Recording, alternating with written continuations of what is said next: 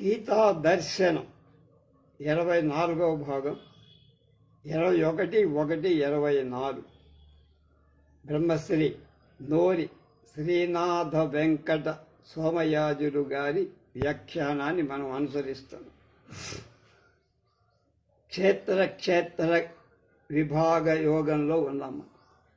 ప్రకృతిం పురుషం చైవ విద్యదాది ఉభావసి విభావ ఉభావపి వికారాంశ్చ గుణాంశ్చైవ విద్ధి ప్రకృతి సంభవాన్.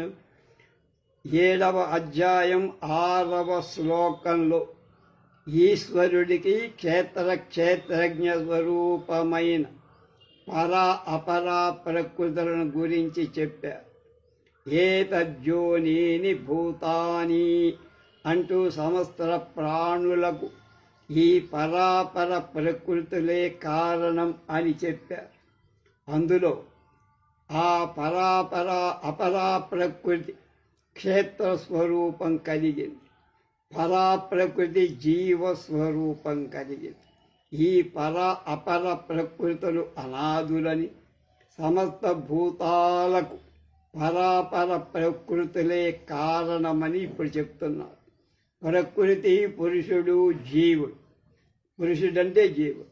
ఈ ఇద్దరు ఈశ్వరుడి యొక్క ప్రకృతులే. ఈ రెండు కూడా అనాదులే, కాబట్టి నిత్యాలే. వాటికి కారణం లేదు. ఈశ్వరుడు నిత్యము, ఈశ్వరుడే కాబట్టి ఈశ్వర ప్రకృతులు కూడా నిత్య. ఈ చెప్పబోయే బుద్ధి మొదలైన దేహ ఇంద్రియాల వరకు గల వికారాలు, సుఖ దుఃఖాల మోహరూపాలైన గుణాలు ప్రకృతి వల్ల కలిగేవే. ఈశ్వరుడి యొక్క మాయాశక్తే ప్రకృతి అని తెలుసుకో. బుద్ధ్యాది వికారాలు, గుణాలు మాయా పరిణామాలు అని అర్థం చేసుకోవాలి. వికారాలకు, గుణాలకు ప్రత్యేక కారణం చెప్పడం వల్ల పురుషుడైన ఆత్మ అకర్తృత్వం, అవినాశిత్వం, నిర్గుణత్వం కలుగుతాయని చెప్పటానికి వీలవుతోంది. కార్యకారణకర్తృత్వే హేతు ప్రకృతిరుచ్యతే. పురుష సుఖ దుఃఖానాం భోక్తృత్వే హేతురుచ్యతే. దేహం యొక్క పుట్టుక అంటే దేహ ఆరంభక భూతాలు, శబ్ద స్పర్శాది విషయాలు, పంచకర్మేంద్రియాలు, మనస్సు, బుద్ధి, అహంకారం, సుఖ దుఃఖ మోహాత్మకమైన గుణాలు, త్రిగుణాలు. వీటి పుట్టుకకు ఈశ్వర శక్తి రూపమైన ప్రకృతే అంటే మాయయే కారణం.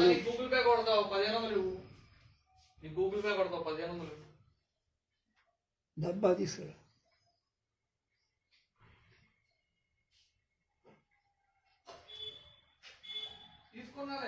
తీసేసుకో.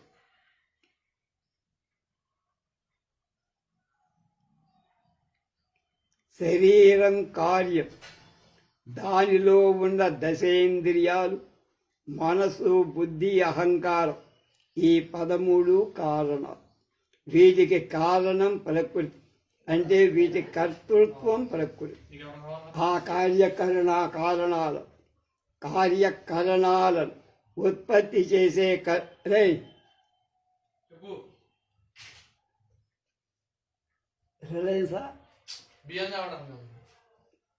కార్యకరణ కర్తృత్వం. పురుషుడు, జీవుడు, క్షేత్రజ్ఞుడు, భోక్త ఇలాంటివన్నీ కూడా సమానమైన అర్థాలు కలవు. సుఖ దుఃఖాల భోక్తృత్వం జీవుడికి ఎలా వస్తుంది? భోగ్య రూపమైన ప్రకృతితో, దానికి విపరీత ధర్మాలు గల పురుషుడికి అవిద్యారూపమైన సంయోగంతో భోక్తృభావం వస్తోంది. సంసారం అనేది సంభవిస్తోంది. అలా ప్రకృతికి కార్యకారణ కర్తృత్వం, పురుషుడికి సుఖ దుఃఖ భోక్తృత్వం అనేవి ఏర్పడుతున్నాయి. పురుష ప్రకృతిస్థో హి భుంక్తే ప్రకృతిజాన్ గుణాన్ కారణం గుణసంగోస్య సదసద్యోని జన్మసు. పురుషుడికి అంటే జీవుడికి సుఖ దుఃఖాలను అనుభవించడం అని సంసారం కలగటానికి కారణం ఏమిటి అనే ప్రశ్నకు ఇప్పుడు సమాధానం చెబుతున్నారు.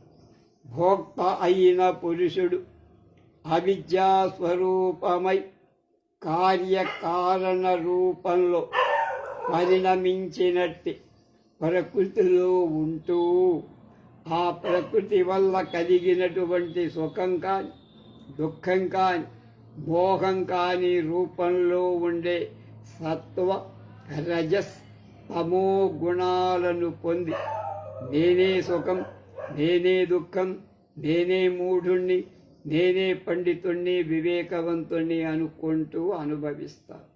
ఆయా భావాలను సాక్షాత్కరించుకుంటారు. అవిద్యతో సుఖ దుఃఖ మోహ రూపమైన గుణాలను అనుభవించడంలో ఉండే సంగం అంటే కలయిక ఏదైతే ఉందో అది ఆత్మభావన. అదే సంసారానికి కారణం. భోక్త అయిన పురుషుడికి గుణాల మీద ఉండే సంగమమే దేవ, మనుష్య, పశు, తిర్యక్ యోనులలో పుట్టడానికి కారణం. కనుక గుణ సంగం, గుణంతో సంగమం అంటే సంబంధమే బంధకం కలిగిస్తుంది. అంతే తప్ప గుణ సాన్నిధ్యం బంధకం కాదు. గుణం ఉంటుంది, దానితో నువ్వు కలుస్తావే, నీ కలయిక ఎప్పుడైతే ఉంటుందో అక్కడికి బంధము. కనుక విద్వాంసులకు గుణ సాన్నిధ్యం పక్కనే ఉన్న గుణ సంగమం దానిలో చిక్కుకోరు. కాబట్టి పునర్జన్మ సంసారం వాళ్ళకి ఉంది. ఉపద్రష్టానుమంతా చ భోక్తా భక్త భర్తా భోక్తా మహేశ్వర పరమాత్మేతి చాప్యుక్తో దేహేస్మిన్ పురుష పరః. ఉపద్రష్ట అంటే తాను పని చేయకుండా దగ్గర ఉండి జరుగుతున్న పనులని పర్యవేక్షించేవాడు. ఉపద్రష్ట వాడు బ్రాహ్మణుల్లో ఇంటి పేరున్నవాడు మనకు తెలుసు. పనుల్ని చూస్తూ ఉంటారు, వాడు పనులు చేయించడంలో నేర్పన్నవాడు. హనుమంత అంటే ఇతరులను పని చేయిస్తూ ఇతరులు పనిచేస్తూ ఉంటే చూసి ఆనందించే వాళ్ళని హనుమంత. ఆ పనుల్ని నివారించకుండా పనులు జరుగుతూ ఉన్నాయి అంతానికి సాక్షిగా ఉంటుంది. భర్త అంటే పోషించే. పై శ్లోకంలో జ్ఞేయమైన బ్రహ్మం ఎక్కడ ఉంది అని నిర్దేశిస్తున్నాడు పరమాత్మ. ఈ శరీరంలో ఉండే ఆ పరమ పురుషుడు ఉపద్రష్ట అంటే అన్నిటినీ చూస్తూ ఉంటాడు, పర్యవేక్షిస్తా. అతడు శరీర ఇంద్రియ వ్యాపారాల్లో దేనిలోనూ పాల్గొనకుండా ఉంటాడు. యజ్ఞయాగాదుల్లో స్వయంగా తాను పాల్గొని యజ్ఞ కర్మలు చేయించకుండా ఋత్వికులంతా చేస్తూ ఉంటే తాను దగ్గర ఉండి కనిపెట్టి వస్తూ ఉండేవాడు ఉపద్రష్ట లాంటివాడు, మేనేజర్ అన్నమాట. అతడు హనుమంత లాంటివాడు. బాగా జరుగుతుంటే సంతోషిస్తాడు. పనులు చేస్తూ ఉంటే తాను పాల్గొని కూడా చెయ్యకుండా పక్కకు ఉండి చూసి సంతోషిస్తే బాగా జరుగుతున్నాయి. అతడు భర్త అంటే తన అజ్ఞానం చేత తన యందు అధ్యస్థాలై అంటే ఆరోపింపబడిన మహదాది వికారాలన్నిటినీ భరించినవాడు. అతడు భోక్త చీకటిని సూర్యుల్లాగా తనలో ఆరోపించబడిన నిఖిల ప్రపంచాన్ని చైతన్య స్వరూపమైన తన తేజస్సు చేత తానే అనుభవిస్తున్నాడు. తన యందే తిరోభావాన్ని వెనక్కి మరలటం చూసేవాడు. కాబట్టి అజ్ఞేయ బ్రహ్మం భోక్త లాంటివాడు అన్నారు. లేదా అగ్ని యొక్క ఉష్ణత్వంలాగా నిత్య చైతన్యమైన ఆత్మశక్తితో సమస్త విషయాల్లో వేరువేరుగా ఉండి సుఖ దుఃఖ మోహాది బుద్ధి ప్రతీతులు నిత్య చైతన్యమైన ఆత్మ ద్వారా గ్రస్తం అయినట్లుగా కనిపిస్తున్నాయి. కాబట్టి ఆత్మను భోక్త భుజించేవాడన్నారు. సర్వానికి ఆత్మ అవటం వల్ల, గొప్ప ఈశ్వరుడైనందువల్ల, స్వతంత్రుడు కూడా అవటం వల్ల మహా ఈశ్వరుడు మహేశ్వరుడు. అవిద్య చేత కల్పితమైన దేహం మొదలు బుద్ధి వరకు అన్నింటికి ప్రత్యేగాత్మ అయినవాడు పైన చెప్పబడిన ఉపద్రష్టత్వాది లక్షణాలు కలిగి ఉన్నందువల్ల ఆయనని పరమాత్మ అన్నాడు. దేల్లోనూ వేలు పెట్టకూడదు. అన్నీ చూస్తున్నట్టుగా ఉండి, అన్నీ జరుగుతున్నట్టుగా సంతోషి, అన్నిటి మీద యాజమాన్యం ఉండదు. అలాంటి వాడు ఎక్కడ ఉన్నాడు? ఎక్కడో బయటలేడు, నీ దేహంలో. మహేశ్వరుడు, ఉపద్రష్ట, హనుమంత, భర్త, భోక్త, పరమాత్మ అనే 6 విశేషణాలు చెప్పారు. దేహాది ద్వైత ప్రపంచమంతా మిథ్య అయినందువల్ల బ్రహ్మాత్ములకు ఏకత్వాన్నే చెప్పినట్లయింది. హనుమంత, భర్త, భోక్త అనే 3 విధానాల చేత క్షేత్రజ్ఞుడు భర్త కాగా, ఉపద్రష్ట, మహేశ్వరుడు, పరమాత్మ అనే 3 విధాలుగా నిత్యముక్తుడై ఉంటాడు. ఏనం వేత్తి పురుషం ప్రకృతించ గుణై సహ సర్వదా వర్తమానోపి నస భూయోభిజాయతే.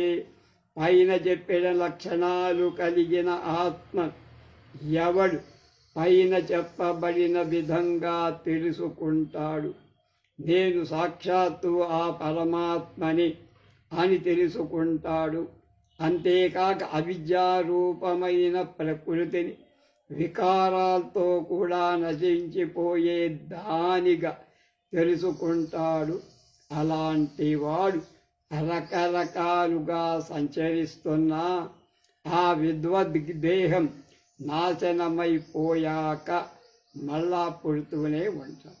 జ్ఞానోత్పత్తి అయిన తర్వాత తిరిగి జన్మ లేదని చెప్పాం కదా. వదిలిపెట్టబడిన బాణం దాని వేగం తగ్గి ఆగిపోవాల్సిందే తప్ప మధ్యలో దాని వెనక్కి తీసుకురావటానికి వీలు లేనట్లే సంస్కార క్షయం అయ్యేదాకా ప్రారబ్ధ కర్మ అనేది క్షయం కాదు. ఎక్కువ పెట్టబడి ఇంకా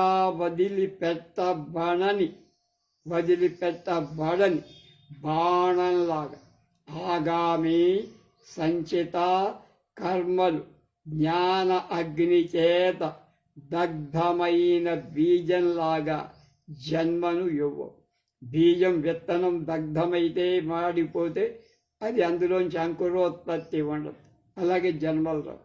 కాబట్టి విద్వాంసుడి ప్రస్తుత శరీర పతనం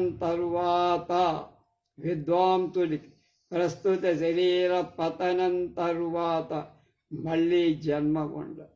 ధ్యానేనాత్మని పశ్యంతి కేచిదాత్మానమాత్మనా అన్యే సాంఖ్యేన యోగేన కర్మయోగేన చ అపరే. ఈ ఆత్మదర్శనానికి ఉపాయాలుగా ధ్యానం మొదలైనవి ఇప్పుడు చెప్తున్నాం. కొందరు ధ్యానం చేత సంస్కృతమైన అంతఃకరణతో, అంటే శుద్ధి చెందిన అంతఃకరణతో బుద్ధిలో ప్రత్యేగాత్మను దర్శిస్తారు. అది ధ్యానయోగం.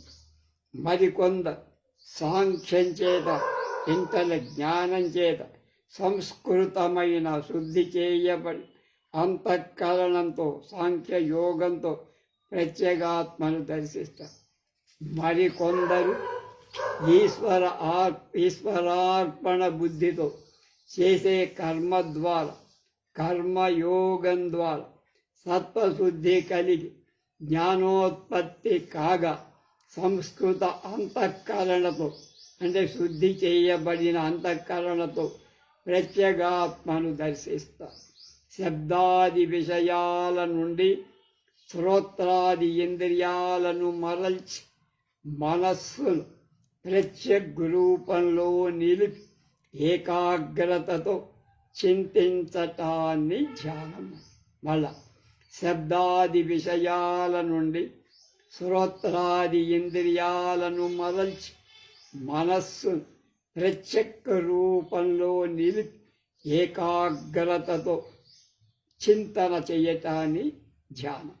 సాంఖ్యం అంటే సత్వ రజస్తమో గుణాలకు నేను అతీతుడిని, అవి నా చేత చూడబడ్డాయి, వాటి మీద నా పెత్తనం ఉండకూడదు, ఉండాలి, నా మీద వాటి పెత్తనం ఉండకూడదు. చిత్తశుద్ధి జ్ఞానం కర్మయోగం వల్ల కలుగుతాయి. అలాగే కనుక అవి నా చేత చూడతగింది, నా కింద ఉండాలి, నేను వాటికి సాక్షి, నిత్యుణ్ణి, త్రిగుణాల కంటే విలక్షణమైన వాణ్ణి అని నేను ఈ చింతన ఏదైతే ఉందో ఇలాంటి చింతన అది సాంఖ్యం. ఈశ్వరార్పణ బుద్ధితో కర్మ చేస్తే అది యోగం. అలాంటి కర్మయోగం వల్ల చిత్తశుద్ధి జ్ఞానం రెండూ కలుగుతాయి. తద్వారా ప్రత్యేగాత్మని దర్శిస్తారు. అన్యే త్వేవమజానంతః శ్రుత్వాన్యేభ్య ఉపాసతే తేపి చాతి తంచేవ మృత్యుం శృతిపరాయణాః. మరికొంతమంది పైన చెప్పిన ధ్యాన సాంఖ్యాది మార్గాలలో దేనిని అవలంబించకుండా గురువు వల్ల ఉపదేశాన్ని పొంది ఆత్మచింతన చెయ్యి అని గురువు చెప్తాడు. అలా చెప్పినప్పుడు అదే ఉపదేశం, దాన్ని ఆ ఉపదేశం మీద శ్రద్ధతో ఉపాసిస్తారు. అలాంటి వాళ్ళు కూడా వివేకహీనులై అయిన వారు కూడా ప్రతిపరాయణులై ఆ సాధనం ద్వారానే మృత్యు సంసార సాగరాన్ని దాటుతారు. ఇక వివేకుంతుల సంగతి చెప్పక్కర్లేదు. యావత్ సంజాయతే కించిత్ సత్యం తత్వం కించిత్ సత్వం స్థావర జంగమం క్షేత్రజ్ఞ సంయోగాత్ తద్విద్ధి భరతర్షభ. క్షేత్రజ్ఞ సంయోగ విజ్ఞానాన్ని గురించి చెప్పి దాని ప్రాశస్త్యాన్ని ఇప్పుడు చెప్తున్నా. భరతవంశ శ్రేష్ఠ అర్జున, స్థావర జంగమాత్మకమై ఎలాంటి అల్పమైన వస్తువైనా క్షేత్రజ్ఞ సంయోగం వల్లనే పుడుతోంది అనే విషయం తెలుసు. చీమల్లాంటి అల్ప ప్రాణుల్లో కూడా క్షేత్రజ్ఞ సంయోగం ఉంది అని గ్రహించు. ఈ క్షేత్రజ్ఞ సంయోగం మిథ్యాజ్ఞాన రూపమైంది. రజ్జు సర్ప భ్రాంతిలాగా తాడును పామనుకో, సుప్తి రజత ప్రభాగ ముత్యాన్ని వెండి అనుకోవాలి. రజ్జువును గురించిన జ్ఞానం లేకపోవటం ఆ రజ్జువులో ఆరోపితమైన సర్పజ్ఞానంలాగా ఇది కూడా మిథ్య. ముత్యపు చెప్పను చూచిన యథార్థ జ్ఞానం లేకపోవటం వల్ల అది వెండి అనే భావం కలిగి, అది అజ్ఞానం. అజ్ఞానం పోతే మళ్ళా వెండిగానే చెప్పలాగా.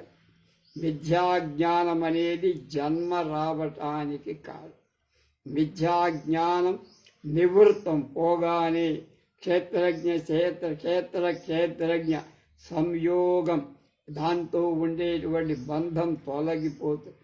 స్వస్వరూప స్థితి కర్మ సమం సర్వేషు భూతేషు తిష్టంతం పరమేశ్వరం వినశ్యంతం యః పశ్యతి న పశ్యతి.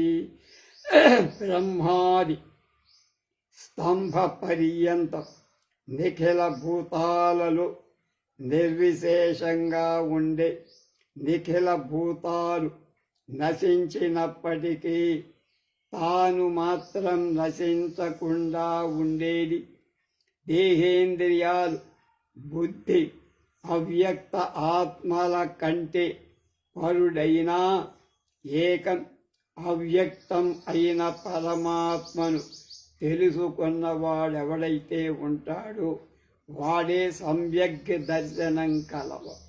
ఇటువంటి సమ్యక్ దర్శనం వల్ల జన్మహేతువులైన మిథ్యాజ్ఞానం వెళ్ళిపోతుంది, తొలగిపోతుంది.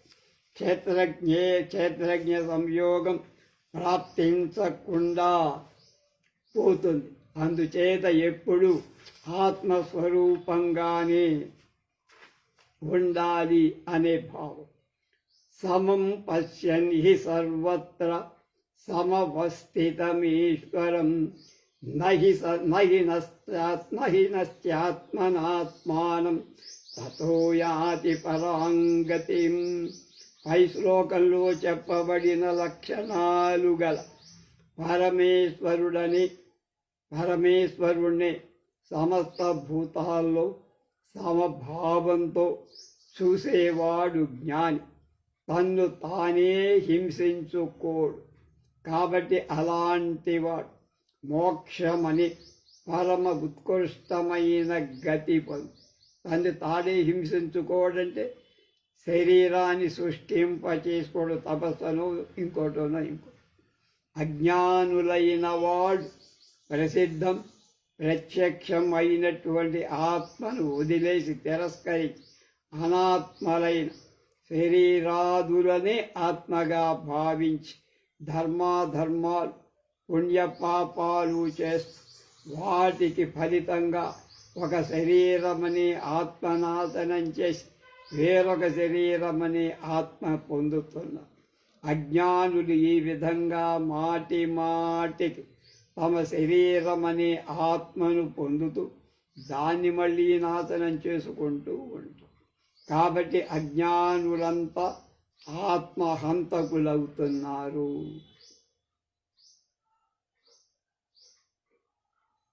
జ్ఞానులు ఆ విధంగా తమ్ము తామే హత్య చేసుకోరు. ప్రకృత్యైవ చ కర్మాణి క్రియమాణాని సర్వశః యః పశ్యతి తదాత్మానం అకర్తారం స పశ్యతి. పరమాత్మ యొక్క త్రిగుణాత్మకమైన మాయని ప్రకృతి అంట. మాయాంతు ప్రకృతిం విద్యాత్ శ్వేతాస్వరతర ఉపనిషత్తులో 4లో 10. ఆ ప్రకృతే మహత్తత్వం బుద్ధి ఆదిగా గల కార్యకారణ రూపంలో పరిణతం అవుతుంది. ఆ ప్రకృతి ద్వారానే సమస్త కర్మలు అంటే మనస్సు వాక్కు శరీరంతో చేసే పనులన్నీ అన్ని విధాలా జరుగుతూ ఉంటాయని క్షేత్రజ్ఞుడు ఉపాధి లేకుండా అకర్త అని ఎప్పుడైతే తెలుసుకుంటాడో ఆ పరమార్థాన్ని తెలుసుకున్నవాడు అతడే కనుక సమ్యక్ దర్శనుడవుతాడు, నిర్గుణుడవుతాడు అంటే గుణాలు లేనివాడవుతాడు. అకర్త కర్త కూడా కాడు, నిర్విశేషం వాళ్ళ దగ్గర ఇక మిగిలేదే అయినటువంటి ఆత్మకు ఆకాశంలాగా భేదభావం. ఆత్మ ఆకాశం ఒకటి. యదా భూత పృథగ్భావ ఏకస్తం అనుపశ్యతి అత ఏవ చ విస్తారం బ్రహ్మ సంపద్యతే తదా.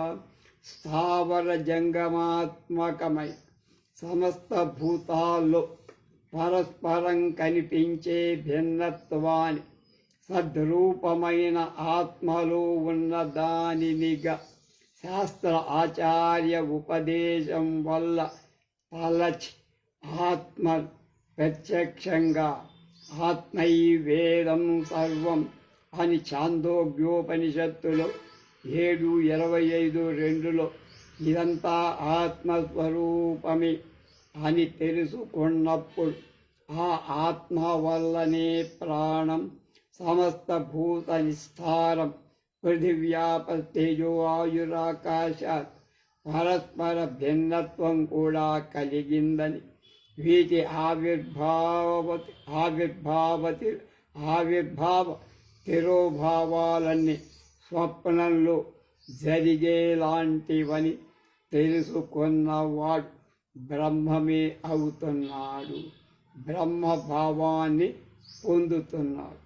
అనాదిత్వా నిర్గుణత్వాత్ పరమాత్మాయ మవ్యయః శరీరస్థోపి కౌంతేయ న కరోతి న లిప్యతే. అర్జున, ఇది అంటే కారణం అని అర్థం. ఆది అంటే కారణం. అనాది అంటే కారణం లేనిది. అనాది భావమే అనాదిత్వం. పరమాత్మ అనాది అయినందువల్ల అవ్యయుడు, క్షయం లేనివాడు. కాబట్టి అవయవ రహితుడు అన్నమాట. పరమాత్మ నిర్గుణుడు కాబట్టి కూడా అవ్యయుడని చెప్పాలి. గుణంతో కూడిన వస్తువైతే ఆ గుణాలకు క్షయం ఉంటుంది, నాశనం. ఆత్మ గుణరహితుడు కాబట్టి క్షయం అనేది ఉండదు వాడు. అయితే ఆత్మ యొక్క ఉపలబ్ధి ఉందే, ఉనికి శరీరాల్లోనే ఉంటుంది. శరీరం లేకపోతే ఆత్మ. కాబట్టి శరీరస్థుడు అంటున్నాము. పరమాత్మ స్వరూపంతో శరీరంలో ఉంటూ కూడా శరీరంలో ఉన్న వాడు అవ్యయుడు, అనాది, నిర్గుణుడు, నిర్విక. కాబట్టి కర్మలను తానేం చెయ్యదు. కాబట్టి దేహేంద్రియ అసంగుడు, దేనితో వాడికి సంబంధం లేదు. దేహేంద్రియాది కర్మల వల్ల కలిగే దోషం వాడికేమంటుకోదు. యథా సర్వగతం సూక్ష్మాత్ ఆకాశం నోపలిప్యతే సర్వత్రావస్థితో దేహే నోపలిప్యే. అంతటా వ్యాపించి ఉన్న ఆకాశం సూక్ష్మమైన రూపంలో ఉండటం వల్ల దేనికి సోకకుండా, అంటకుండా, దేనితో సంబంధం లేకుండా ఉంది. అలాగే పరమాత్మ కూడా దేహంలో అంతటా నిండి ఉన్న అన్ని శరీరాల్లో ఉంటూ కూడా శరీరాల అంటుకోకుండా, దానికి సంగమం లేకుండా ఉంటుంది. యథా ప్రకాశయత్యేకః కృత్స్నం లోకమిమం రవిః క్షేత్రం క్షేత్రీ తథా కృత్స్నం ప్రకాశయతి భారత. అర్జున, సూర్యుడు ఈ సమస్త లోకాలకు ఎలా ప్రకాశం చేస్తున్నాడు? లోకాలకు ఘటాదులైన కొండలో నీళ్లు పోస్తే ఆ కొండలో ఉంటాడు. అలాగే వస్తువుల్లో ప్రతిఫలిస్తూ ప్రతిబింబిస్తూ వాటికి అంటకుండా ఉంటున్నట్లుగా, కొండ పగలబడితే సూర్యుడికి ఏం ప్రమాదం లేదు, మళ్ళీ అక్కడే ఉంటాడు. పరమాత్మ మహాభూతాలు మొదలి ధృతి పర్యంతమైన క్షేత్రాన్ని ఈ క్షేత్రజ్ఞుడక్కడే ప్రకాశింపచేస్తున్నాడు సూర్యుడిలాగా. అన్ని క్షేత్రాల్లో ఉండే ఆత్మ కూడా ఒక్కటే అని అది లేపరహితుడని చెప్పటానికై సూర్యుడి యొక్క దృష్టాంతం. క్షేత్రయోరేవం అంతరం జ్ఞానచక్షుషా భూత ప్రకృతి మోక్షంచ ఏ విదుర్యాంతి తే పరం. ఈ విధంగా క్షేత్రజ్ఞ విభాగాన్ని, ప్రకృతి పురుషుల లక్షణాల, ప్రకృతి యొక్క మాయాశక్తి నుండి తప్పించుకునే ఉపాయాన్ని జ్ఞానచక్షువుతో తెలుసుకోగలిగిన వాళ్ళు ముక్తి పొందుతారు. తత్వజ్ఞానం కలగటం కోసం ముందుగా ఈ అధ్యాయంలో క్షేత్రజ్ఞులలో అంటే ప్రకృతి పురుషులలో ఉన్న వైలక్షణాన్ని భేదాన్ని నిరూపించి ఆ నిరూపణకు అవసరమైన తత్వాలను గురించి వివరించారు. త్రిగుణాల యొక్క వికృతి స్వరూపం అనాది అయిన మాయ, కర్తృత్వ కార్యత్వాల సుఖ దుఃఖాల భోక్తృత్వానికి కారణమని కూడా చెప్పారు.